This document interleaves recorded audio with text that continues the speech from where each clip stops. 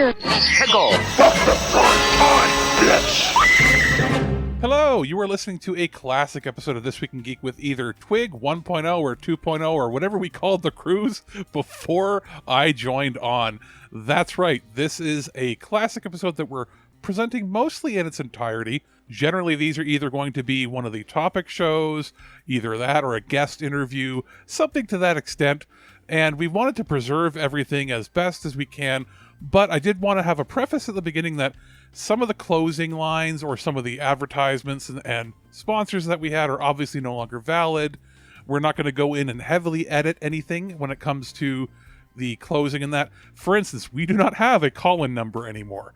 If you want to get in contact with us at the very end, we'll obviously have our normal closing that we have, which explains the email addresses. But if you are concerned or have any other questions, or if there's another episode that you'd like to suggest that maybe we can go rifling through in the archive for, contact me at alex@thisweekingeek.net, or the main email, which is feedback@thisweekingeek.net. So without further ado, let's get into one of these classic episodes.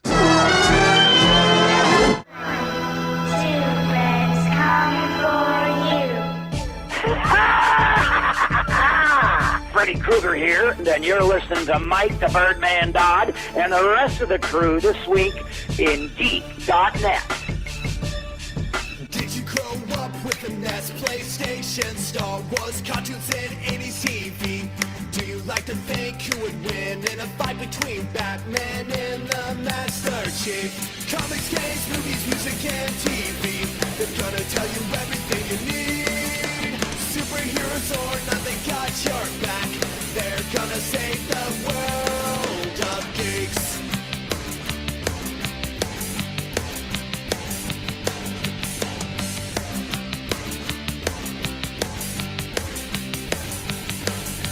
Comics, games, movies, music, and TV.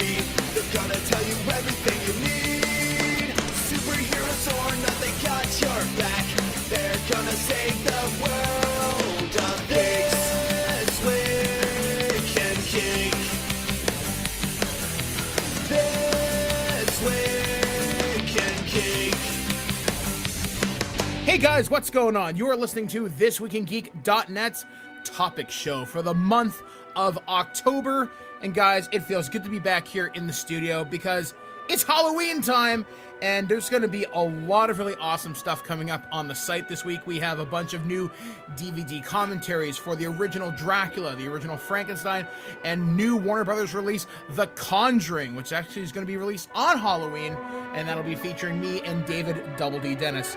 And if you guys haven't guessed, I'm Mike the Birdman Dodd, and this show is brought to you by the good folks over at offworlddesigns.com, where you can use promo code BROHOOF to get 10% off orders pretty much everywhere. It also works on international orders as well, so check that out.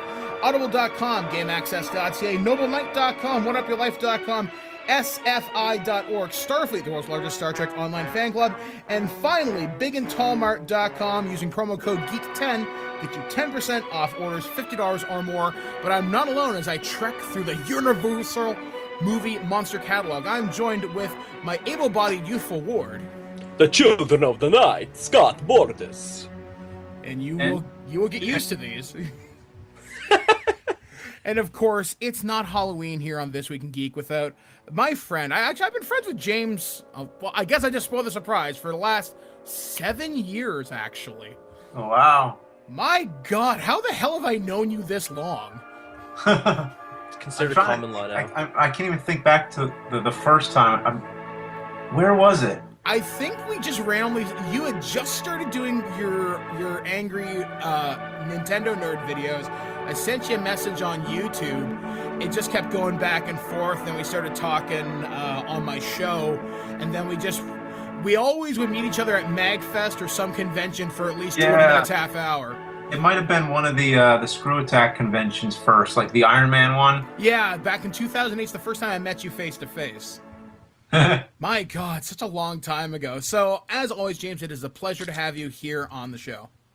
Oh, thank you. Yeah, thanks for for asking me again. So, guys, like I said, we're going to be talking Universal movie monsters, something I know James knows like the back of his hand.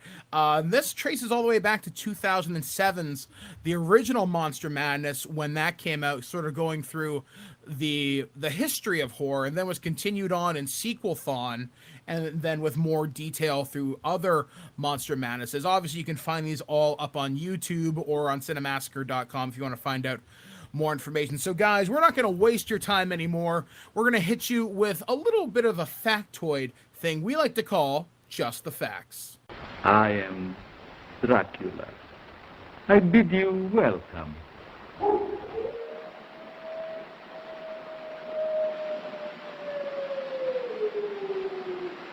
Listen to them, children of the night. What music they make.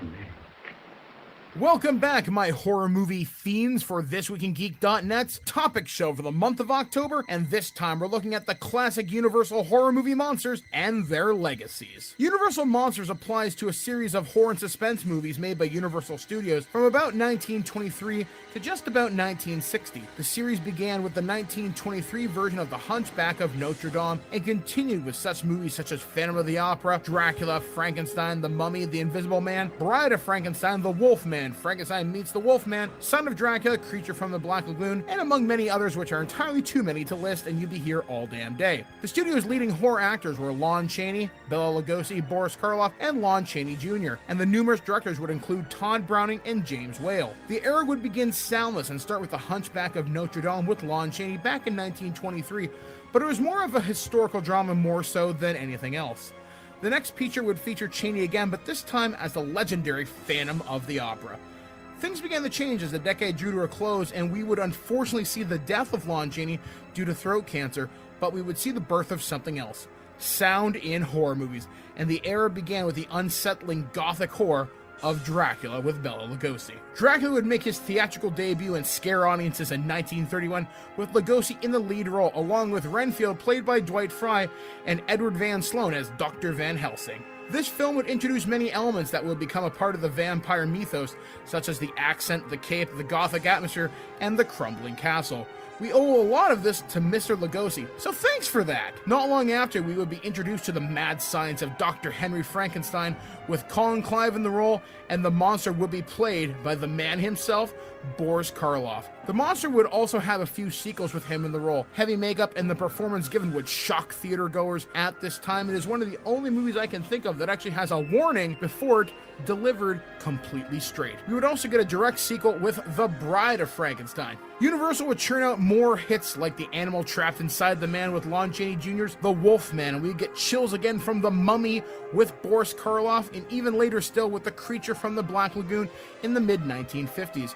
There would also even be a Battle Royale smackdown with The House of Frankenstein. Films that were also released in this golden era include Man-Made Monster, Invisible Agent, Weird Woman, The Mad Ghoul, Son of Dracula, She-Wolf of London, and even the comedy of Abbott and Costello Meet Frankenstein, among many, many others. The classic era would end around the 1960s, but the legacy lives on through multiple releases and theaters playing homage to these horrors of the silver screen. We may not always still fear Frankenstein's monsters, Dracula, the Wolfman, the Hunchback, or even the Mad Scientist, but we respect where they came from and where they will lead the horror genre going forward. Today we celebrate these titans of terror with Cinemassacre's James Rolfe on ThisWeekInGeek.net's topic show for the month of October.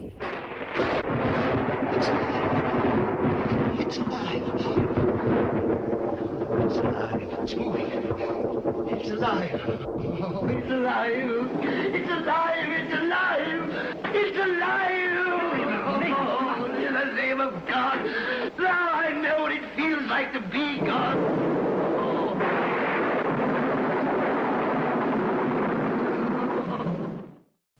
Welcome back, my children. As you just heard, the Just the Facts for the Universal Monster movies.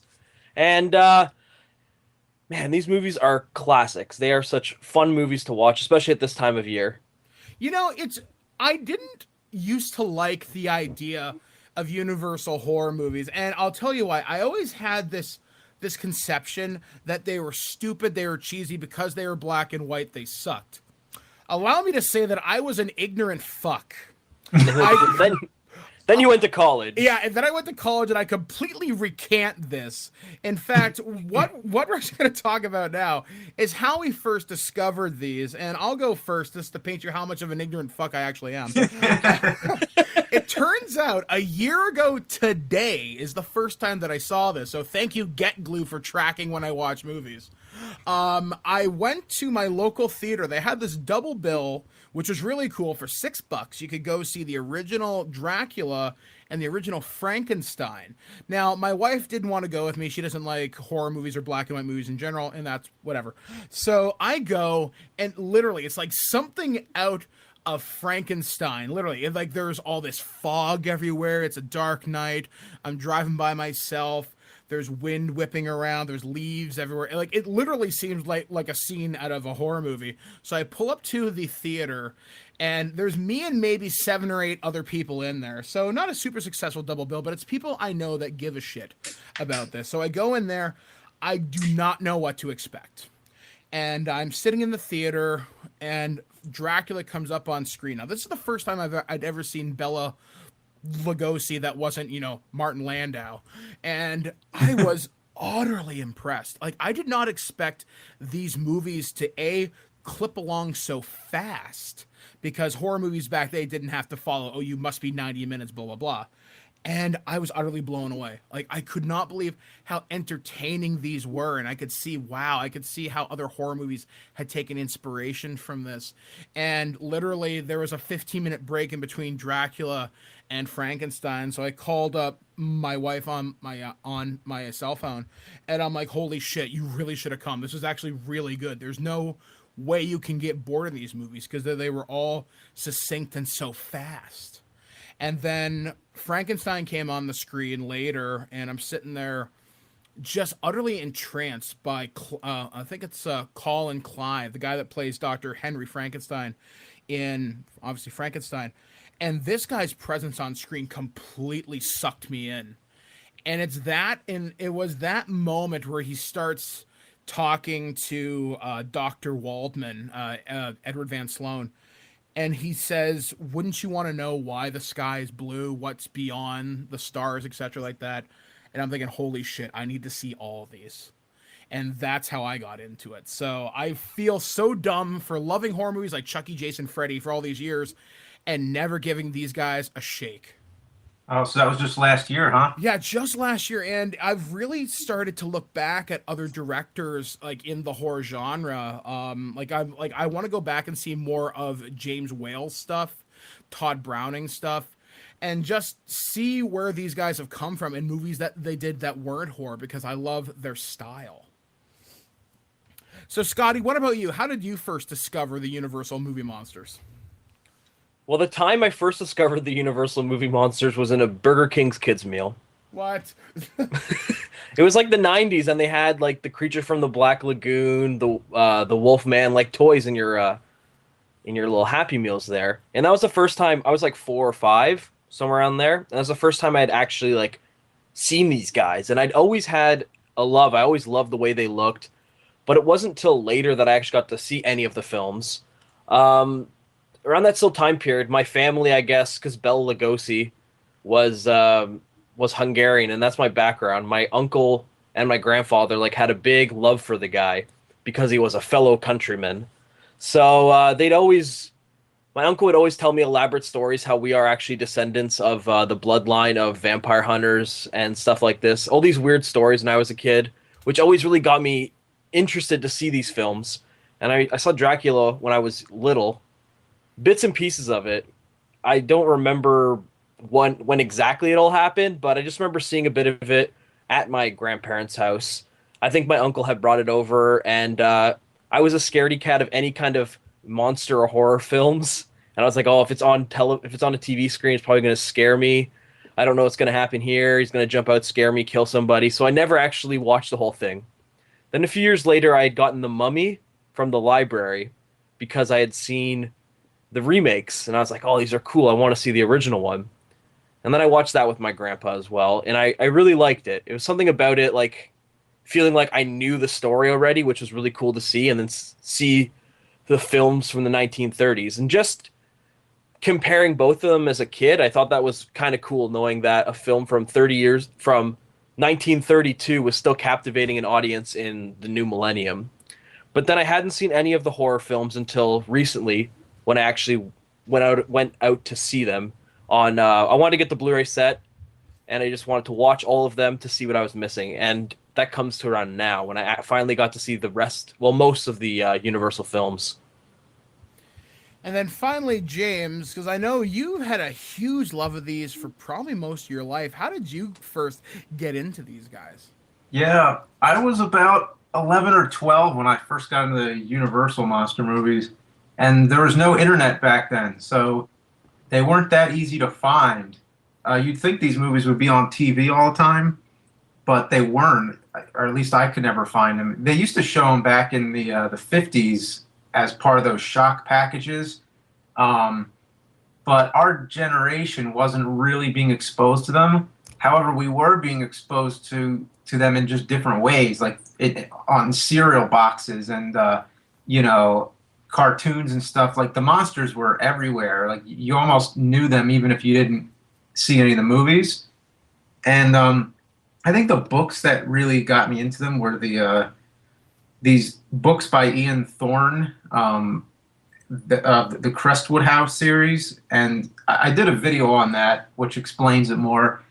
You'll find that I keep doing that all the time. Like I'll keep saying I have a video, because then if that just means if there's a longer answer, basically. Those books were what got me interested in them. And those are old books too. They're from like the 70s. But they just happened to be laying around in my school's library, and I found them and I read them. But then it was all just screenshots, all just stills. So I would have to imagine what the movie looked like if it was moving. So those books were really good for my imagination. And then it was interesting to see the actual movies and then find, how close my imagination was to it. And I didn't really start finding them until some of my video stores would have them. And then I found out you could order them too. So then I just started saving up money to buy them. And it was a long process, but I eventually got to see all the ones I wanted to.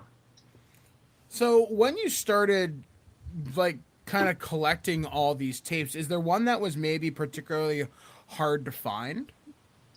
They released all the main ones first. Yeah, because this was all happening around the same time. Like they were putting out all these new VHS releases of them, and they sort of did like one batch at a time. So first they would do Dracula, Frankenstein, the Mummy, the Invisible Man, the Wolfman, all the main ones. And then they started getting into more of like the Black Cat, the Raven, and all the sequels to the monster movies. But then there were some at the very bottom of the barrel that just never came out on VHS.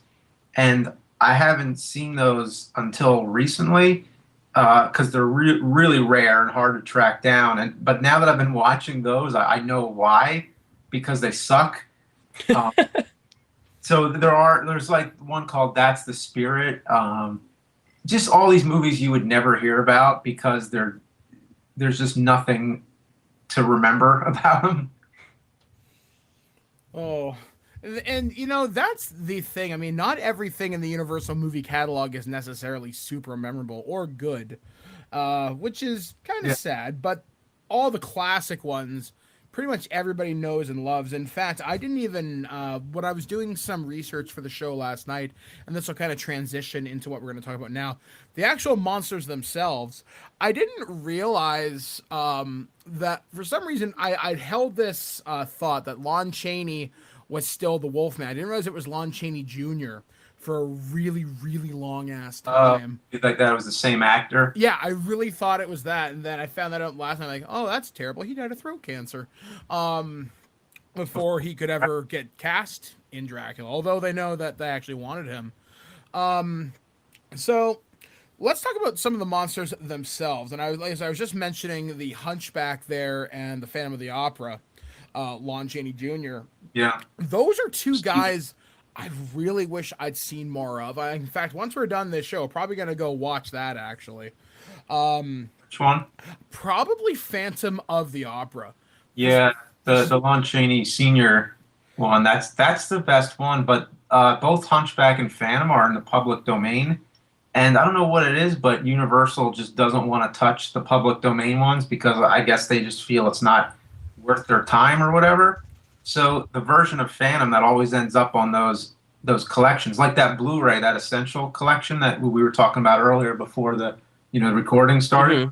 But like they always use the 1943 Phantom, which is the color one starring Claude Rains, and it doesn't even come close to the original. It's just really sad that that's the one that they always. It's not a terrible movie, and it's actually a lot more. The production is huge. It's in color and it's got huge sets and costumes, everything, but it's not anything close to the Lon Chaney one. Which that kind of says something, because the fact that Phantom was the original Lon Chaney one had no sound. Yeah, Like it was a purely physical performance, and I think there was a sound version of it where they dubbed it, but it's just not.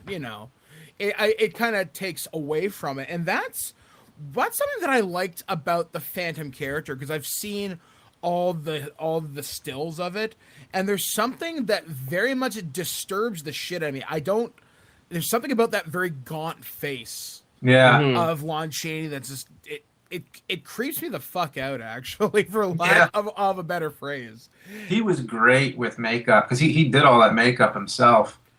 And that's, I think, a bit of a lost art these days. Actors that are willing to do that to themselves in some ways. Like, because back then, I think actors were more hardcore in a lot of ways. Because I was reading about Boris Karloff doing Frankenstein and how he'd have to sit there for like 5 or 6 hours in the makeup chair, do all his own stunts and everything.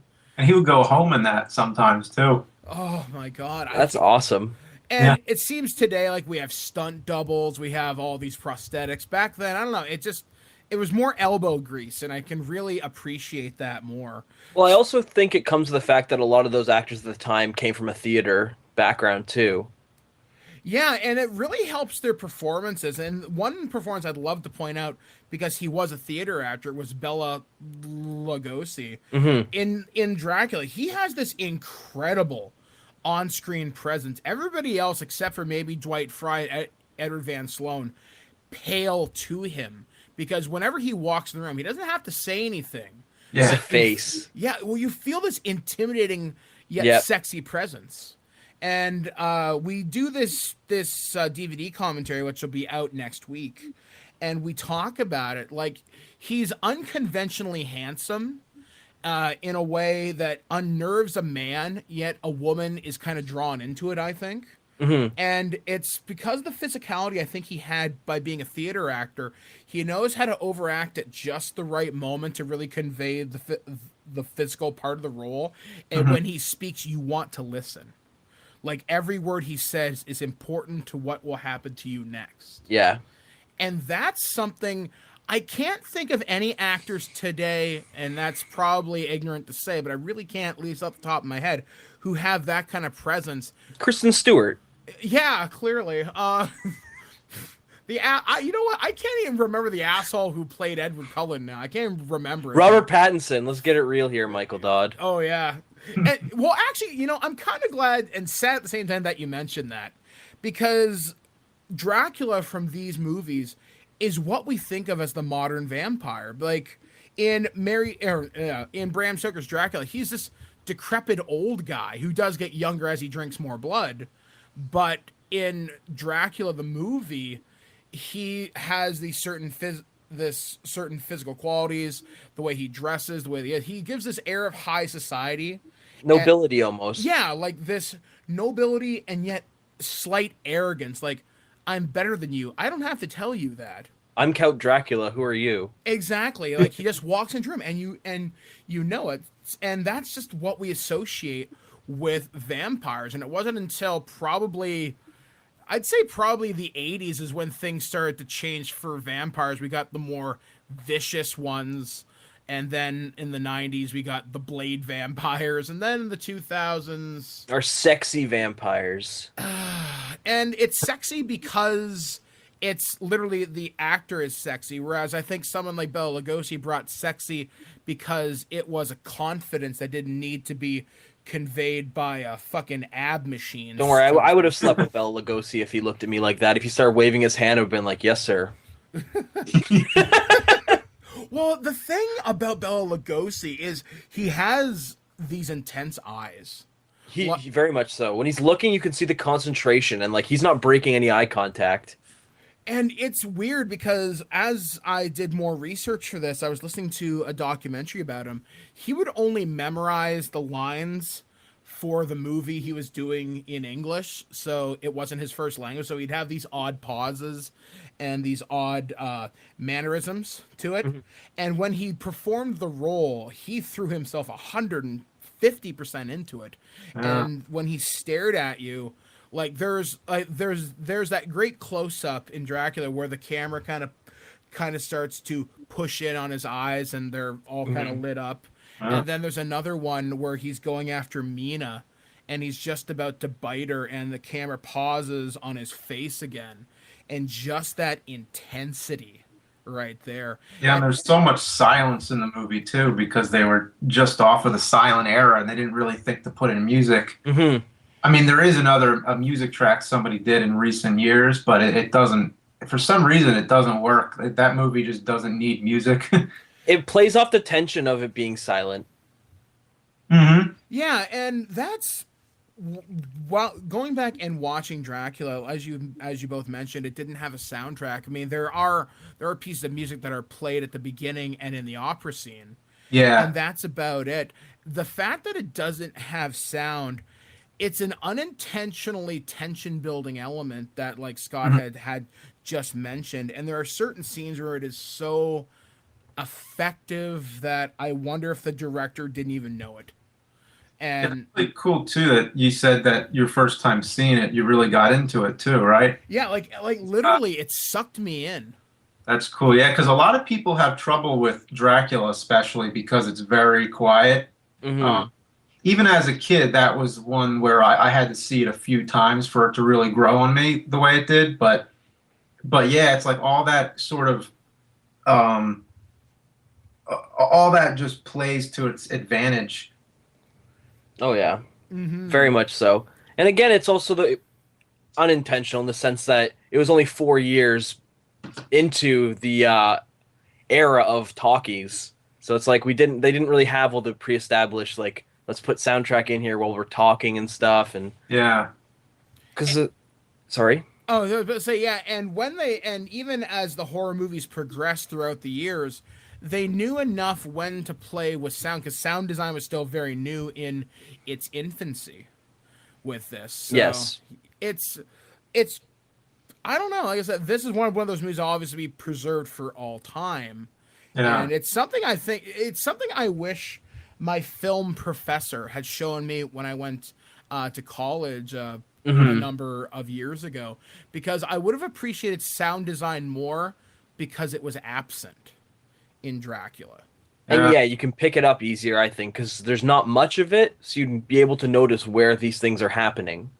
Yeah, but then you go to Frankenstein, which came right after, and The Old Dark House, which came right after that, and those movies had storms going on. Mm-hmm. So the reason there is sound is because there's constant thunder and rain and wind. So and it changes up the film completely. Yeah. Which, all right, let's actually talk about Frankenstein. And we're kind of doing this out of order, which is fine for me. Looking at Frankenstein, as you mentioned, James, it had really great sound for it. And it's something that really helps get you into it, because one of the old tropes I've heard about making horror movies is half your movie is sound. Horror movies are goofy if you take away the sound, the lone exception being Dracula. To it. And there's little things in that movie that really, really, really, really get you into the scene. The one that does it most for me is when he brings the monster to life and you hear that crackling of electricity and just Electricity, that was a sound they must have captured on set, because electricity, when you hear it in movies now, doesn't have that raw crackle where it has that really rough edge to it. It sounds more polished. It sounds more like a Brent Burt sound effect from Star Wars. Yeah, you really believe that it's antique equipment that's just buzzing all over the place. And which is really cool, because I think they kept that stuff around till the 1970s, that original Frankenstein gear. Then I guess I don't know what happened to it. I heard they used it on Young Frankenstein. It was the same gear. Which is incredible, the fact that it stayed around for that long. Because I know not all sets necessarily get kept. Yeah, I think some of it still exists. Actually, I'm really not sure, but well, especially if it existed until Young Frankenstein, then I'm assuming people would have tried to buy that stuff up. Yeah. In fact, somebody just sent me a picture. One of my friends was at Universal Florida, and he sent me a picture that they had in like a glass case. They had some of the light bulb sort of things that went off, and it looked pretty ancient. But I'm not sure if it's because you never know that some things are replicas, and it's very hard to authenticate unless you were actually there, so to speak. Yeah, because the only things that I've heard that have survived from any of those movies were, let's see, the boots from the monster in Abbott and Costello Meet Frankenstein. I think that's in Bob Burns' collection. The Dracula cape Lugosi was buried in, that was the one from Abbott and Costello Meet Frankenstein. I think the original cape Forey Ackerman had, but after he passed away, I'm not sure who bought up all his stuff. I know his son still has one. Oh, okay. Yeah, there was a part in the documentary about Bella where they mention he was buried in one of the capes. He had 8 capes to begin with, but he sold them off over the years, and he still has one, which he's going to keep.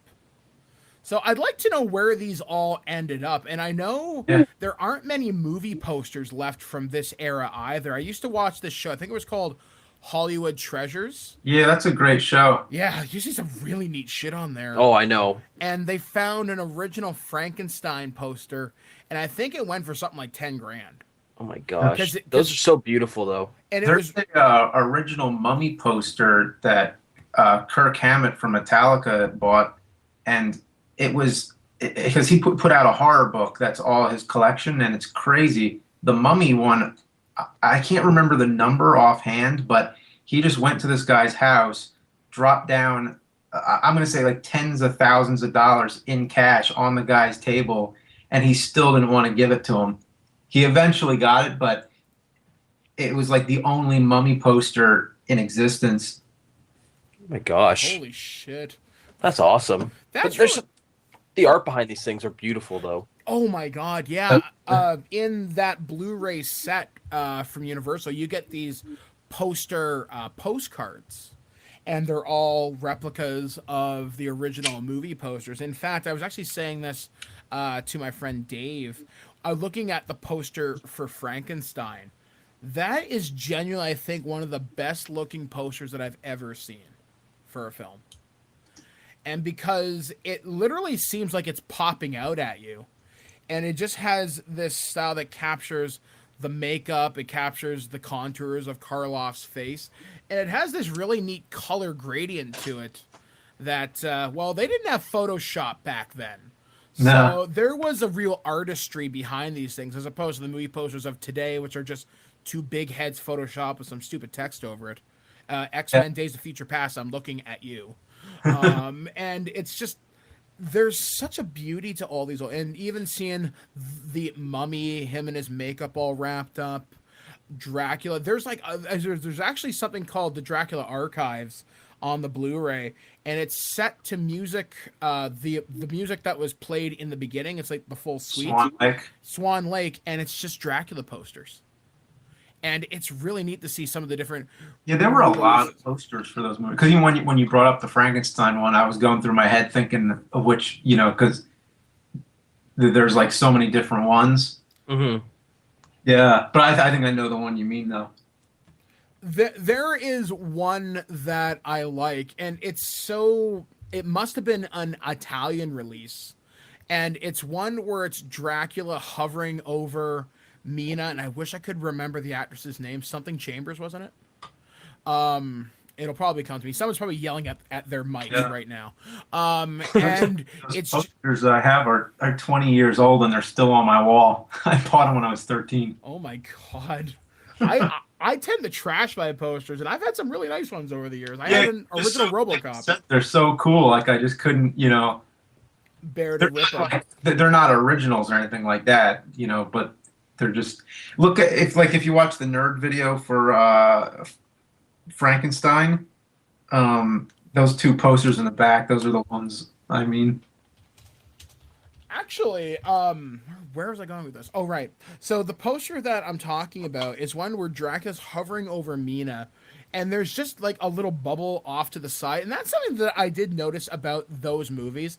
They would always have bubbles of scenes that weren't necessarily related to the main picture that was being shown. Like, they've got Dracula posters that show Jonathan talking to Edward Van Sloan, his character of Dr. Van Helsing. They've got ones that are just people talking, and yet it says Dracula coming out, blah, blah, blah, blah. And that's something really weird. Like, you could get away with that back then, and it was okay. Now everyone's gonna sue you. That's not in the movie. Well, it's so strange with that. Like, movie posters back then, it was way different than it is now. In fact, there is one movie poster that I want to pick up. It's not a Universal movie, but I just want to talk about this for just 10 seconds. I saw it on AMC's Fear Fest. It was called The Beast Must Die. And it is the weirdest. It's about this guy, this black karate master guy, who goes around the world, gets 10 people to come to his house, and says, one of you is a werewolf, and I'm going to kill you. And and the cool thing is, it's an interactive movie. Right before the movie starts, this announcer comes on and says, one of these people is a werewolf. Can you guess who? We'll stop at the end of the movie to take your guesses.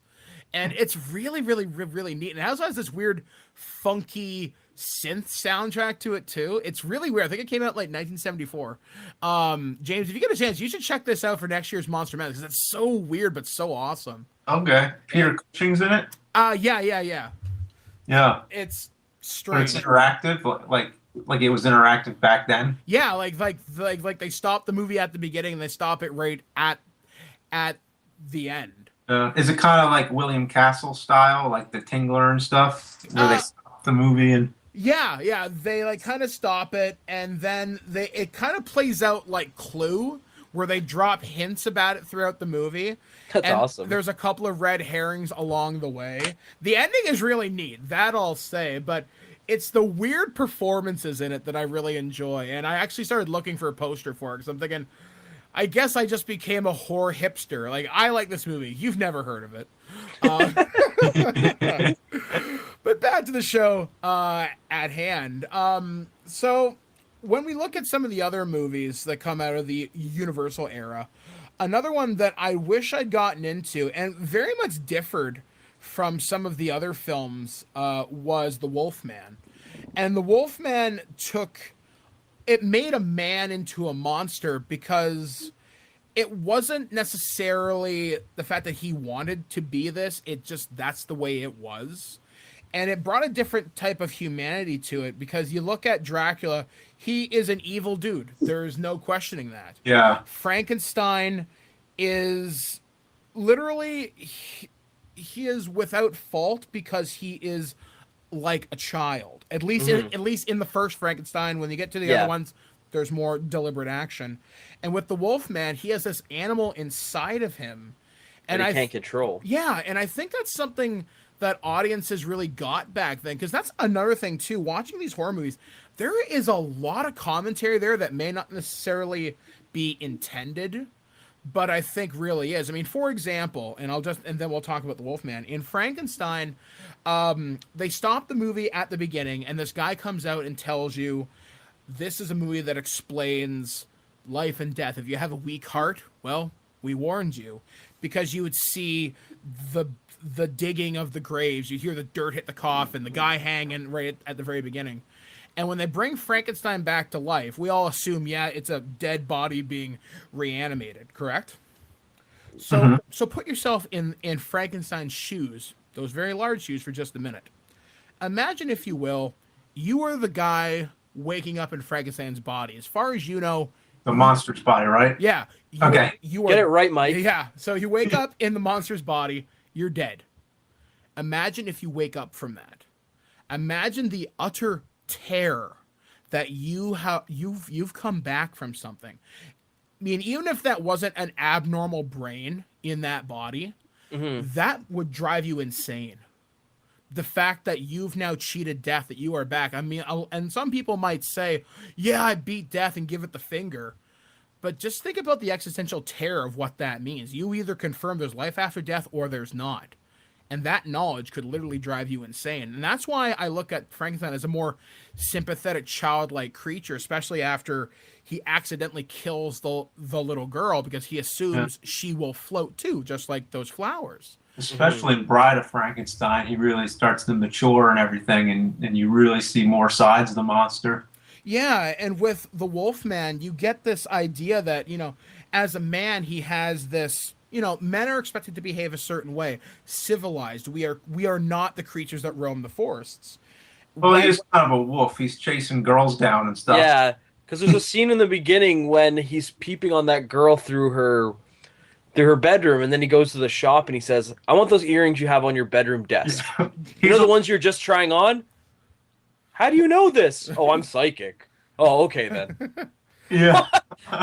I loved it. Even as a kid, I loved that, it was just the right amount of creepy. Like, it could have been overkill if it went too far, but, it's just... It was charming in some odd way.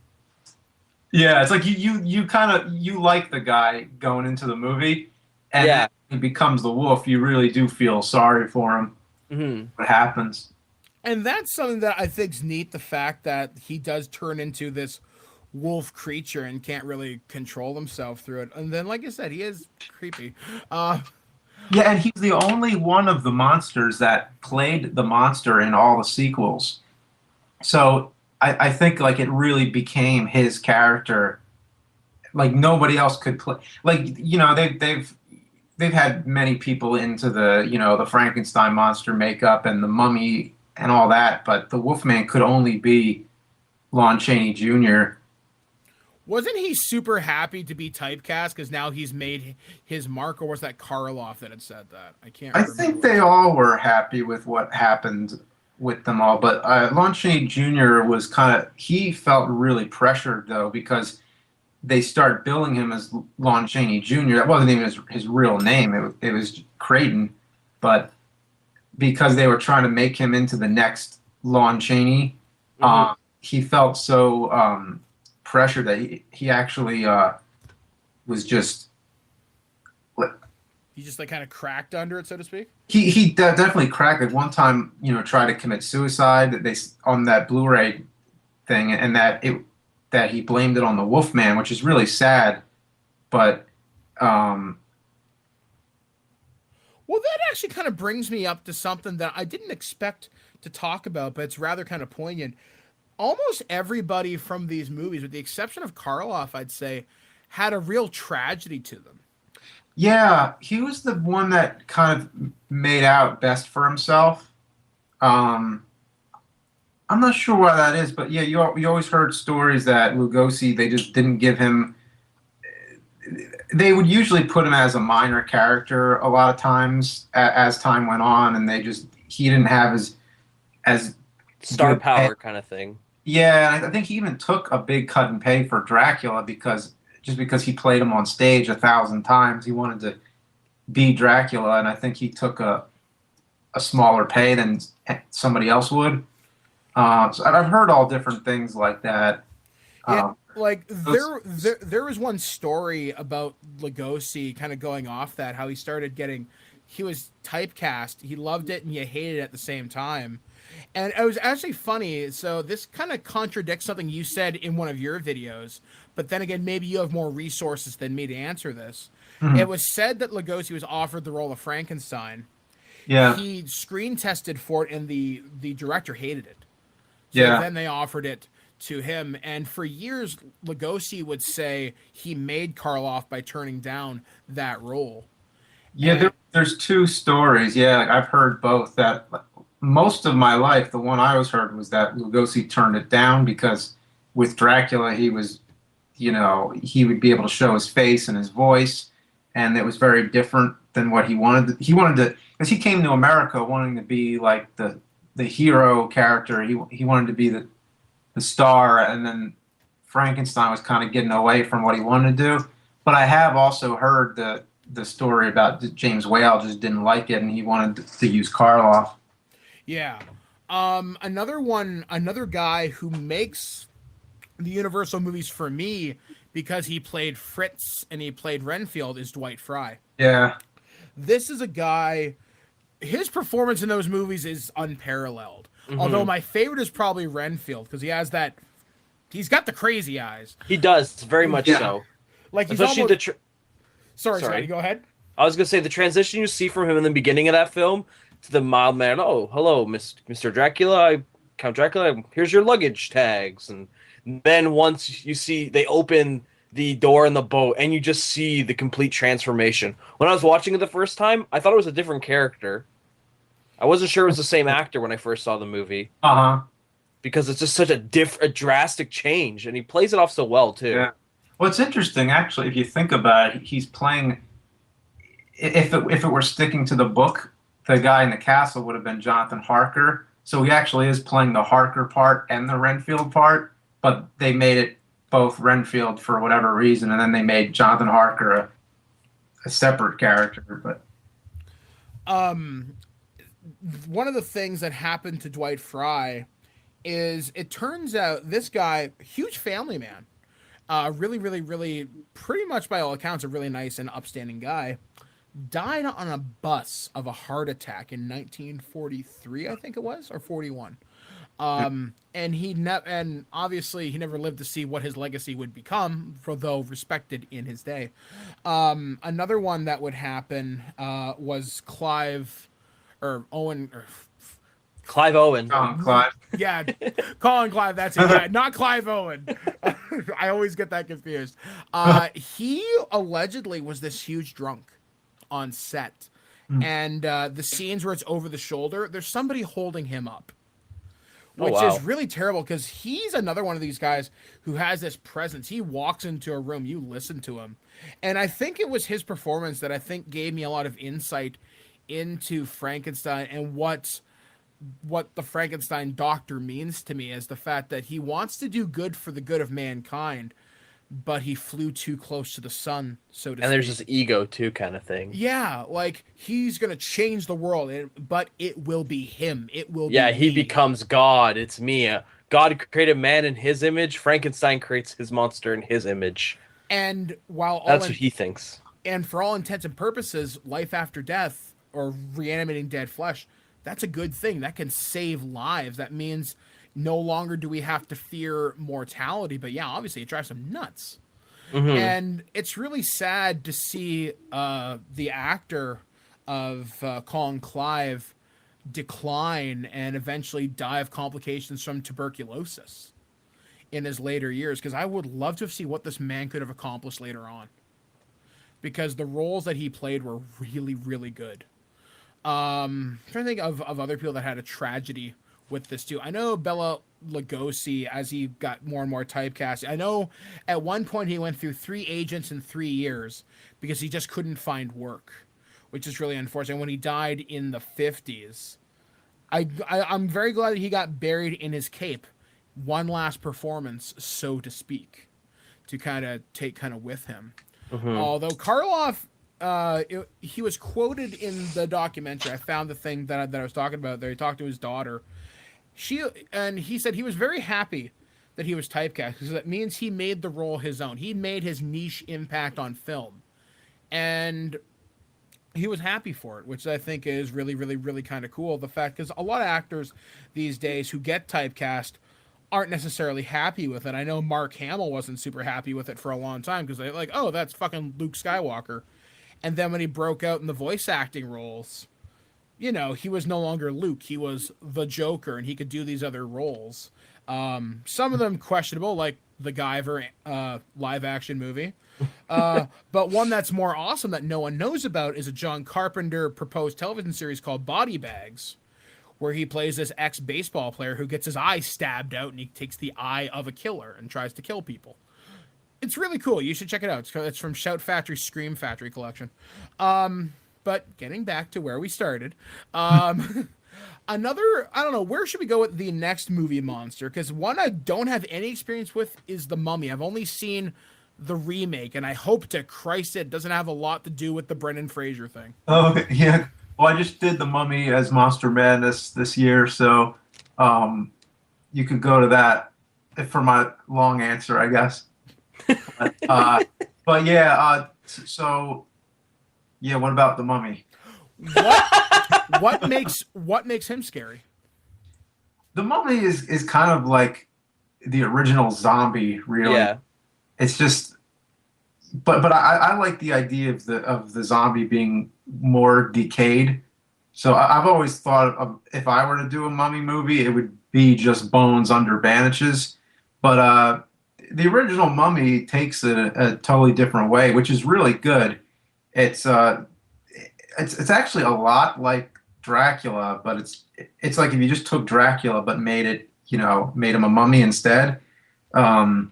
They both come from an exotic place far away, and they have the same kind of love interest going on, and they have that same kind of hypnosis power, and you have the same actors playing the parts too. You have Edward Van Sloan in there, and what else about The Mummy? There's just too much, I guess, to talk about. Yeah, it's one I really want to see because it's got this wonderful reputation, and it's also one of those movies where if you see a still out of it, you know exactly what movie it is. Oh yeah. Yeah, and it's like, because he's not the stereotypical mummy that's wrapped up in bandages the whole movie, so it almost like whenever you see the Universal monsters all grouped together, it's always the wrapped mummy usually. Like if it were the cereal boxes, if it was Yummy Mummy or or a cartoon, it would never be the Boris. It wouldn't be Imhotep. It would be the bandages. Yeah. There's only one good update to that makeup that I can think of where they kind of keep the bones and the bandages. Fred Decker's Monster Squad from '87. Oh yes, there you go. Actually, legitimately creepy as shit, and how they kill him is awesome with a bow and arrow and a tree. That's a guy I wish that had continued in Hollywood, because Monster Squad and Night of the Creeps are amazing. Yeah. Although RoboCop 3 is even better than those two combined. Get off my show. Okay. Now, one that I want to talk about again is one that I haven't seen, but I know you two have. Creature from the Black Lagoon. Now, this was from a later on time, right? Like this was in the 50s? I think. Yeah. Yeah. So this is actually like Silver Age horror. Mm-hmm. Yeah. Like if you were to put, do it like the way comic books are, it's like the golden age, I would say, is the 30s and 40s. Anything before that is the ancient age, before they became such a huge genre. And then the silver age is the 50s and 60s, where a lot is going on, where you have the sci-fi alien invader movies and Creature from the Black Lagoon in there. But then you also have Hammer, and you have Alfred Hitchcock and William Castle. And then at the end of all that, you have George Romero. And then that takes it into the Bronze Age, where it goes on and on. But and then of course the modern age would be later. But not to get into the whole thing. What was I trying to answer? I don't even remember. Well, we're talking about the Creature from the Black. Yeah, you're just asking. Yeah, when it was from. Yeah, it's from 1954, and that one had 2 sequels also, which aren't as good, but they're still worth seeing. They get worse as they go on. The Creature Walks Among Us is kind of forgettable, but they did something new with it. They tried to give the creature lungs, and like he gets like a lung transplant, and they make him into a, you know, where he can breathe oxygen. It was actually kind of a good idea what they were going for, but I'm just trying to process this. I have to say, I rather enjoyed that one. Sorry, not the lung one. I haven't seen that, but the creature from the Black Lagoon. I think of all those films, it is the latest one, isn't it? Considered in the Universal block of like. yeah, That's said. I think it was the latest one. Yeah, I did a video about that one time where I was trying to figure out what is legitimately the last Universal monster. Yeah. I think I went all the way to Jaws, but yeah, I mean the creature is the last of the classic Universal monsters that usually ends up in that group. I think it also you can see such a huge difference, especially in the film itself. Go back to look at Dracula and then look at this film. You see how film has progressed in those 20 years, and I think if anyone is gonna really try to jump right into the Universal monster stuff and isn't too. Shit, I don't know what the word I'm thinking of is, but this one, I guess, is closer to modern cinema, like modern films kind of thing, with soundtrack and stuff like that and the effects. That it might be easier for you to jump into it comparatively, say, than jumping right into Dracula. Yeah, because basically Jaws is a remake of Creature from the Black Lagoon. Basically. On a much bigger budget and dark, but yeah. And they had a bigger boat, I think. Yeah. Now, I'm looking on Wikipedia for some of the things that are considered Universal monsters. Some of these I don't know whether I necessarily agree with, as we're starting to kind of wind down the hour here. And I guess we're going to talk about how these things have kind of influenced later on films and their kind of legacy. According to Wikipedia, the Universal Monsters legacy, the later years, included the Leech Woman, Psycho. Yeah, if you do like the Leech Woman, then there's really a lot more that you like. It's sort of like you have the major league monsters, and then if you go under that, there's the farm teams, like the Captive Jungle Woman, like that. That's the series. That was like 3 movies. That was like a series, but it sucks and nobody remembers it. So, and then the Creeper, Rondo Haddon. One of them that gets mentioned, and I didn't think Universal did this one, so you get to call me ignorant again, is evidently The Thing is considered a Universal monster. Wait a minute. The Thing? That was RKO. Oh, well, no, I'm talking about the 1982 one. Oh. Yeah, they consider that. Ask which one you're talking about. Here's the thing. If Universal remakes it, like they remade King Kong, would that make King Kong a Universal monster? According to Wikipedia and their remakes thing, he's not officially considered, but he's often mistaken to be part of that group, but now they just consider him part of the Universal legacy, so to speak. Yeah.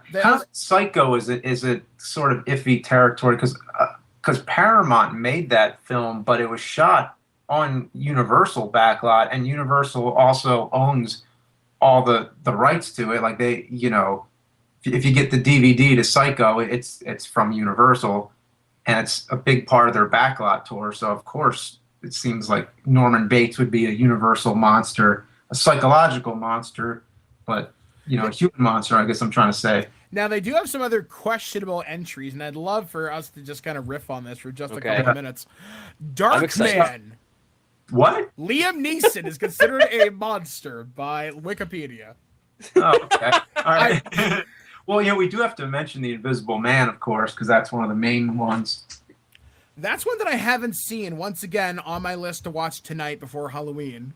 Okay, yeah, go for it. It's 1933, and it's the effects they did in 1933 are amazing. Yeah, I know. It gets to make an invisible person. I was like, why are you doing this without your green screens in the 30s?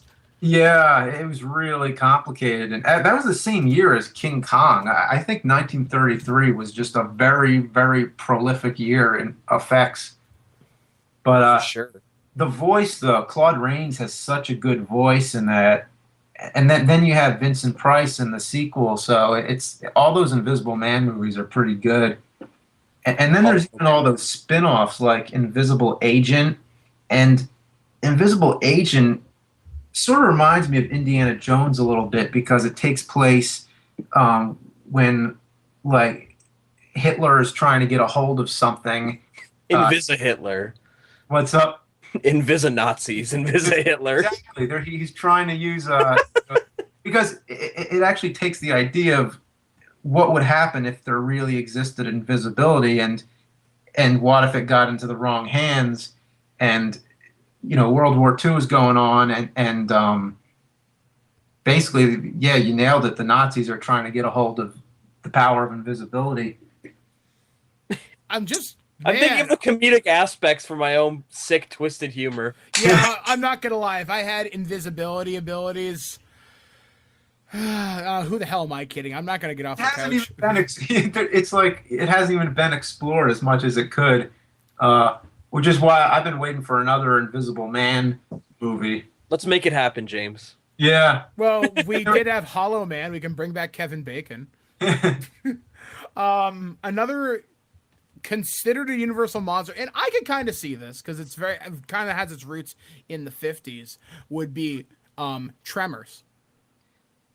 I could see that. Okay. Just because they're that kind of nuclear offspring. Like, what the hell caused this? I mean, they're in the middle of the deserts, or you could say maybe it's more of a Lovecraftian approach with the Chthonans or something like that. Yeah. Another later universal monster would be Chucky. Which, not a bad addition, but obviously that's more modern horror. Addition. Why did I not know Chucky was universal? Yeah, they say Bride of Chucky specifically. I want to see who originally did this. Yeah, because I always counted whoever originally, because I mean they've done Dr. Jekyll and Mr. Hyde before, but the one that's the most classic wasn't universal.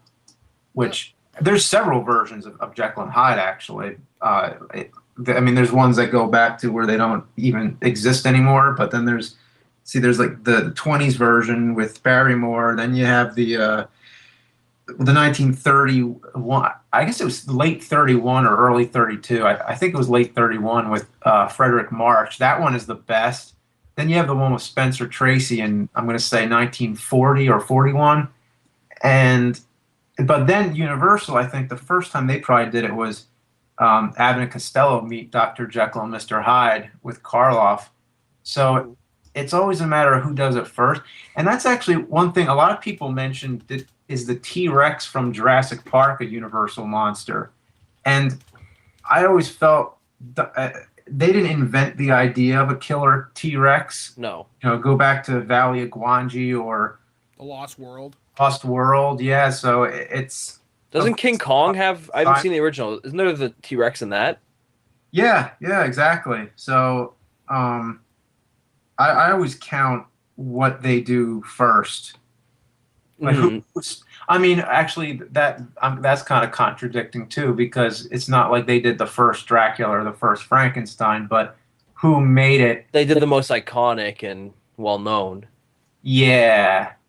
Now, to update us on the Chucky situation, turns out it was MGM. The reason it's considered a universal monster because they picked up Bride of Chucky, which I guess the universal monsters would be Chucky and what's the name of the Tiffany, and I guess to a lesser extent the daughter boy thing, Glenn. I don't know. Those movies got stupid after 3. I've never once seen one of those films because I didn't want to look at my toys in a different light. I used to think Chucky was coming to kill me when I was a kid. I swear to God, I saw him standing in my doorway when I was like 9 years old. You saw Chucky? I swear to God. And here's the thing that made it even more scary. It was during Christmas. So I thought he was going to kill Chucky me. on Christmas. Oh my God. I can see that image in my head and almost hear Brad Dourif's voice. So looking at the Universal movies legacy, now there have been some remakes in the last couple of years. There was a remake. Wolfman? There was a Wolfman with Benicio del Toro. And I've not seen that. I hear it sucks. James, have you seen it? Yeah, I did a video on that actually when it came out. It was one of those first impression things. I haven't seen it again since, but it's not horrible. It's just Not okay. good. It's just Yeah. competent, maybe. I would. It's competent, but I wouldn't say go out of your way to see it. Another one that was remade in 1979 was Frank Langella and Laurence Olivier's Dracula. Yeah. Now there's a lot of Draculas. I think he's one of the most used literary characters of all time, or something like that. The Mummy and The Mummy Returns are considered remakes. I don't think so. No, The Mummy technically, if you watch the original Mummy, basically the plot is very similar with Imhotep. Except with, except with like Brendan Fraser and the guy from Resident Evil. Pretty much, but the whole story is almost the same. Imhotep is risen. He wants to get the scroll to get the Nooks on a Moon, bring her back, and it's very similar if you watch both of them. That's why It's actually, yeah. That's why I rented the Mummy. Yeah. All right. As a kid, they're very similar, except with their action, and there's no Dwayne the Rock Johnson in the sequel. See, that's what the original Mummy needed, was the Rock. The Scorpion King. We also have another one. I guess it's not really a remake, but considered in that universe-ish. It was Van Helsing with Hugh Jackman. Yeah, you know what? I've always been holding out for another really good monster mash, and I guess Van Helsing was the latest. Van Helsing. Oh, what'd you say? Oh, I just said I enjoyed that film. Oh yeah, It's fun. that's like the 2000s version of Monster Squad, and Monster Squad was, of course, the new version of the 40s Monster Mash. That's where that all started, really, because you go back to movies like Frankenstein Meets the Wolfman, and it was such a new idea to take two monsters and put them together, because how would it ever work? Like, if you think about it, those monsters would never exist together or at all, really, but they did a really good job finding a way to get them together, even though there are a lot of flaws with those movies. Mm-hmm. House of Frankenstein's always been one of my favorites, even though it does such a poor job at getting the monsters together because they're not even on the screen at the same time. It sort of deals with Dracula, then the rest of the movie's about the Wolfman, and then in the very last minutes it gets into Frankenstein. But the characters that thread it all together are so good. Like Lon Chaney Jr. is so good in that, and Boris Karloff as Dr. Niemann, sort of the monster wrangler. He's really the one that gets it all going. But then they started doing it more often with movies like Monster Squad, and there actually was an attempt. I've always wanted to see this done. I wanted to see just a newer version of hang on one second. It's all right. Yeah, let me just get my thoughts together. I've always wanted to see a modern version of the Monster Mash, like seeing. I think so. What's up? No, I was gonna say I think now would be a great time to do it too. I think with the advent of film we're in, I feel almost with every single big advancement in film, they've been doing these monster mashups, and I feel now is probably a good time again. Yeah, I've always wanted to see one in the classic style, like seeing one in black and white. And it was attempted, actually. There was a movie called House of the Wolfman, which would have came after House of Frankenstein, House of Dracula. And I really get the sense that the people who made it, like their hearts were really in it, and they wanted to do, they just, wanted to show their love for those movies. And it was just kind of like a love letter to the fans. But the one thing that went wrong with it really was that it's a 75-minute film, which is what they would have been back then. Mm-hmm. The monsters don't show up until the last 15 minutes. And that's the Wolfman. I don't even think Dracula and the Frankenstein monster, they don't even show up till like the last 5 minutes of the movie. That's terrible. Especially imagine going to see those films and being like, oh, so stoked to see the monsters. Yeah. Now, when they do show up, they look awesome. The makeup is great, and I love all the thought that went into it. That they have Ron Chaney, by the way, his grandson, as the Wolfman. But the Frankenstein monster is all beat up, and that looks like what would happen to him if he's been through all those other movies. But I think what they should have done was either not market it as a Monster Mash movie, like just let the monsters be a surprise at the end, or only release it as a short film with the monster part, and have that just be like it would be a big hit at film festivals and monster cons. So it's like you watch the movie and like I'm sitting there, I'm like, where's the monsters? I know I came for my Dracula, my Frankenstein monster. Like, what are you giving me here? Yeah, and the way 5 minutes, thanks. Yeah, right.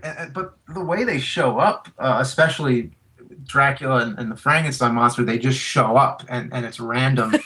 It's really, Hey guys, we're in the neighborhood. yeah, like it's like literally they just turn around, Dracula's standing in a doorway. It's just like what? And then it ends Awesome. really abruptly. But I do have to say that those few minutes when the monsters are fighting and everything is great, and that like you can tell how much better job they did than the actual Frankenstein meets the Wolfman. Yeah. Oh. Now, let me ask you this, guys. Do you think they could pull this off today and actually have it competent? I think so.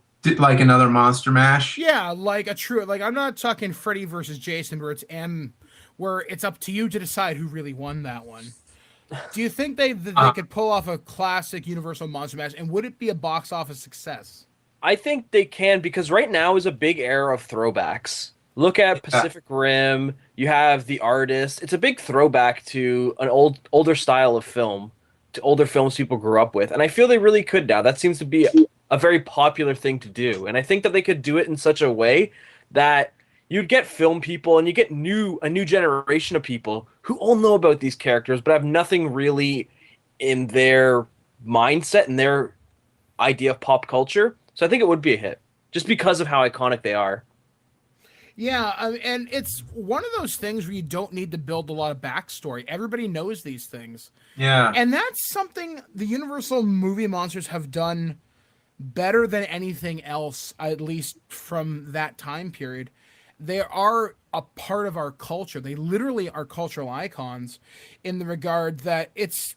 Me and Dave talk about this during our Frankenstein commentary. We mentioned the fact that when we saw a picture of Dracula, even before we knew what it was, we were scared of it. We knew that was Dracula. We didn't even have to know that. It's the sinister look in his eyes. Well, it's almost like we're tapping into this universal unconsciousness of fear. It's our Borg hive mind. But it's just, I don't know. I find that really cool that this is a legacy that will live on as long as we're around. I think we're always going to know Frankenstein's monster. We're always going to know Dracula. We're always going to know the Wolfman, Invisible Man, etc., etc., etc. And I think that's just really, really, really neat. So I guess is my final question to my esteemed panel of guests. Esteemed? Well, aren't we fancy? If you could remake any of these movies, which one would it be and why? And I'll go first to give you an idea. Okay. Also, think of your dream casting as well. I would like to remake Frankenstein. I would like to cast as my primary Dr. Frankenstein, Michael Fassbender. Because I think he would do the role tremendous justice. There's a package at my door, but I'm going to ignore that. And I think as the monster, I would have it be practical effects. And I want someone who really gives a really good physical performance. And I'd almost give it to one of the former Jasons, actually. And I'll probably get crucified for this one, but I would say Ken Kirsinger, who played Jason in Freddy vs. Jason. Oh my God! Why would you pick him? I don't know. I'm just being a troll. The reason I would pick him, physicality and how you get more out of him. Kane Hodder played a wonderful Jason, but it's more brutality. I feel with Ken Kirsinger, you get a little bit more emotion with the brutality.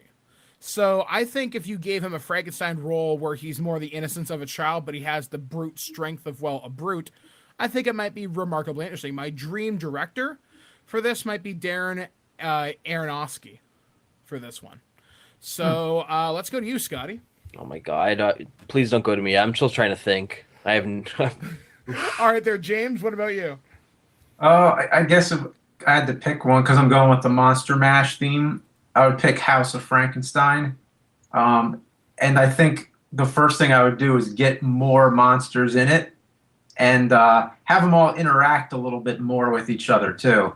Because you have Dr. Neiman, who is basically double crossing everybody in the movie, and he's giving all these promises to all these monsters like Dracula. I'll always make sure that I have your coffin ready, and you know, you always have fresh blood and everything. But then he uses Dracula for as long as he needs him and then gets rid of him.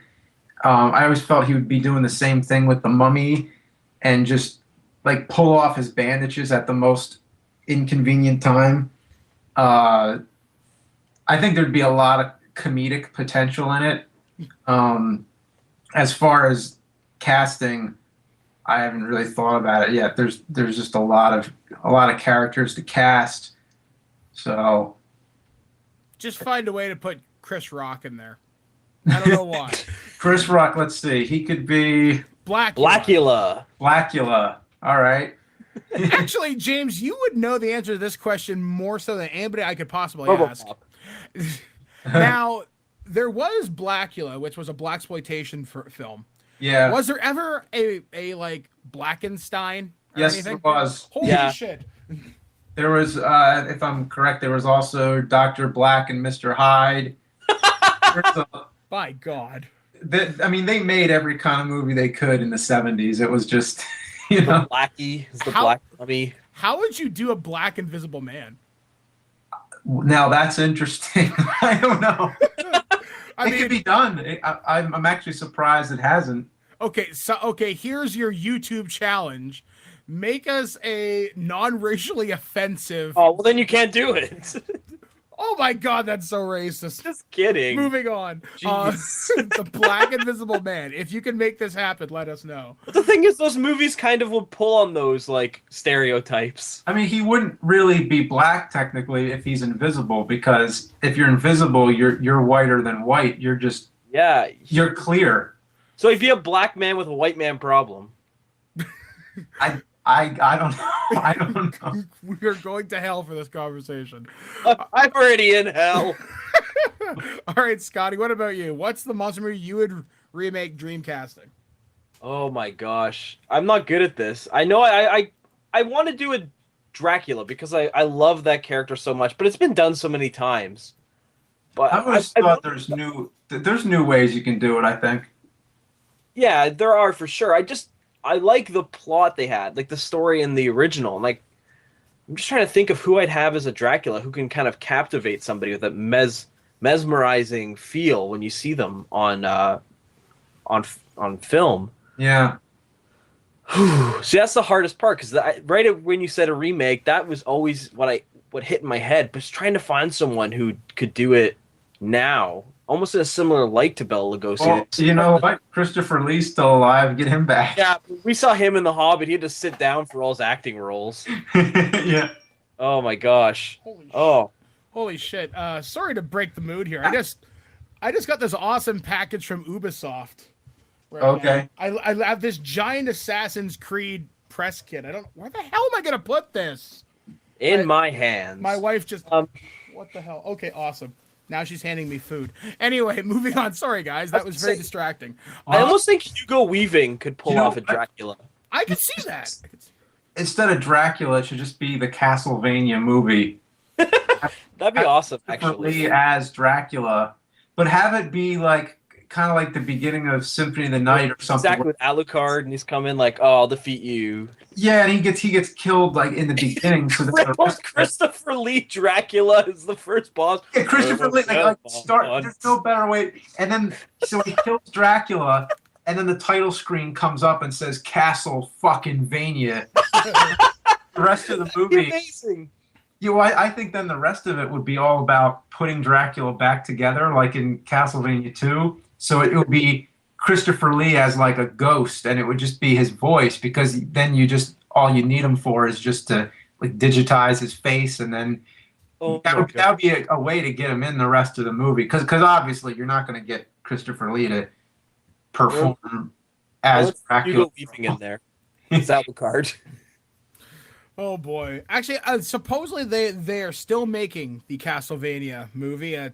last I heard, Mm-hmm. I don't think Uwe Boll was attached, so thank Christ for that. I want to say it was Len Wiseman, but I'm not even sure about that. And he was the guy who did Die Hard, or sorry, he's the guy who did Live Free or Die Hard.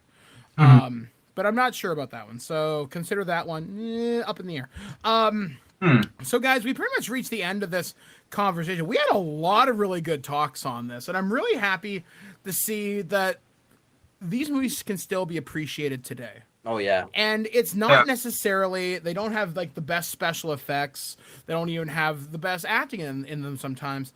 But the fact that these films can suck you in with atmosphere, with certain performances, and even the questions that they raise, philosophically, I think that's really, really, really cool. And I'm glad these movies are going to be with us pretty much the rest of civilization anyway. Yeah. So I guess, James, this will be final question to you. If you could recommend 3 of these movies people must see before next week's Halloween, which 3 are they? I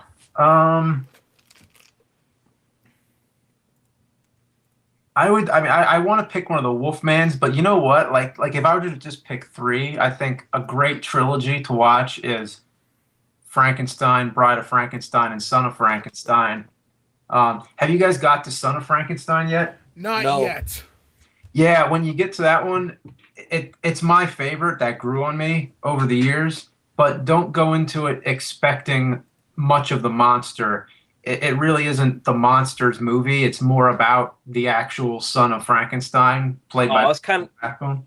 I was hoping there'd be a scene where Frankenstein and Son of Frankenstein would playing baseball in the front yard, and like Mom would be like, "Pie's ready." It'd be like the Munsters. Yeah, because that's another thing is that Colin Clive isn't in it. So when you get to the third one, you're like, okay, well, there's no more Mary Shelley material.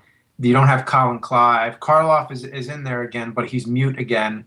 But Lugosi steals the whole movie as Igor. And it's longer than the other movies, too. It feels like a much more fuller, sophisticated movie. It's basically just a battle of wits between the son of Frankenstein and Igor. I'm going to have to check this out before Halloween.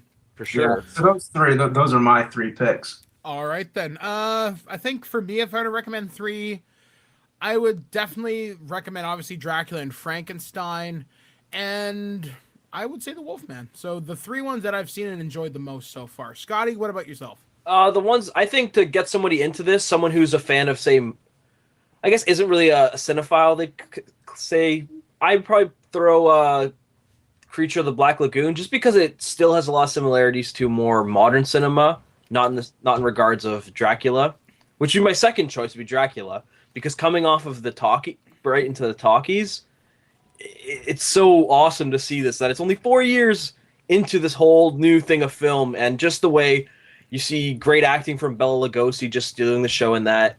And then I'd say The Mummy, just because of its modern counterpart, which is the whole reason I watched the original. And they share a lot of similarities.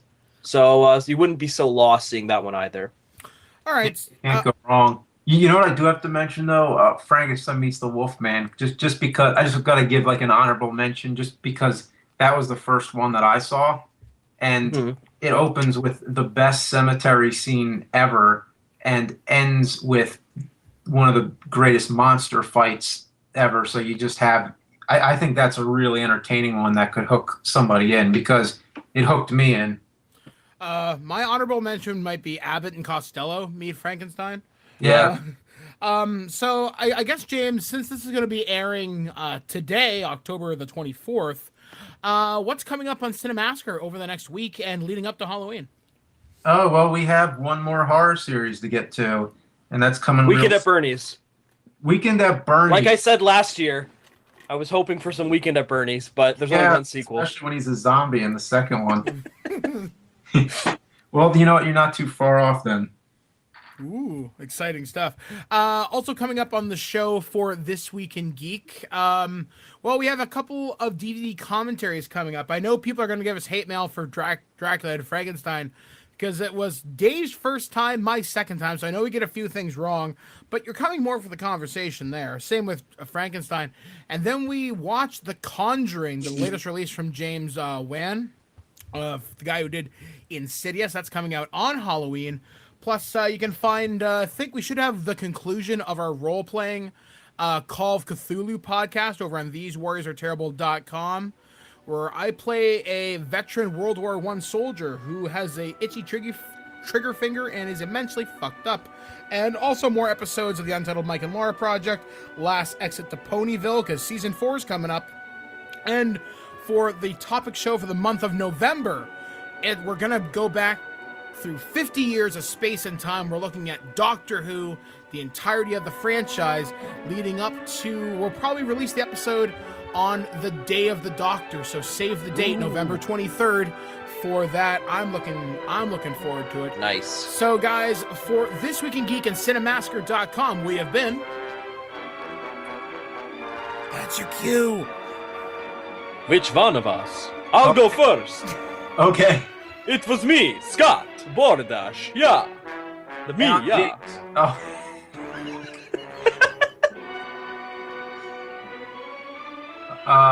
Okay. That's James. All right, guys, and I've been Mike the Birdman Dodd saying, the creatures of the night, what beautiful music they make. Want to see me make bubbles with my spit? Sure do. In fact, that's the theme of our next show. So don't miss it. What the hell happened to George Lucas? Oh my God, there's snot on my face. And I'm your host, Mike the Birdman Dub, and I'm not a join. What the does that mean? That 10 seconds. No, you gotta keep that. Let's do this right the first time. Fuck you guys. Ew, it's in my mouth. Oh God. What's it taste like, Mike? Water. Ew, salty. Let's start this episode with a shat. Okay, I'm good. Geico. Holy shit! Oh my gosh! Freak! Die! Holy crap! Whoa! Whoa, my God! Whoa! Where did it go? I'm like a stupid monkey. As you can imagine, they don't let us out much. You've been listening to This Week in Geek. Tune in next week to hear, somebody random. I don't know. Maybe even a hot chick. Yeah, let's go with that. Did anyone ever tell you that you were very, very sexy? Well, actually, no. They never will. Check out our website, thisweekingeek.net, for more geek content. As well, subscribe to our podcast through iTunes or any podcatcher. If you would like to comment on this episode, head to this episode post on thisweekingeek.net and comment through Facebook Connect. Or you can call our voicemail line at 817-717-7202. Send us a Twitter message by replying to @ThisWeekInGeek. Lastly, you can email us at feedback@thisweekingeek.net. This extra music was produced by Pronobozo at pronobozo.com. We'll see you next time, and remember, Lower your shields and surrender your listenership. At no point in your rambling, incoherent response were you even close to anything that could be considered a rational thought. Thanks for listening to this episode of This Week in Geek. Hungry for more? Check out our website at thisweekingeek.net. You can subscribe to the podcast, browse our Twitter and Instagram, and leave your thoughts on today's topics. If you'd like to give us some feedback, send us an email at feedback@thisweekingeek.net. Tune in next time, and remember, Lower your shields and surrender your listenership. We would be honored if you would join us. Thank you for your cooperation. Good night.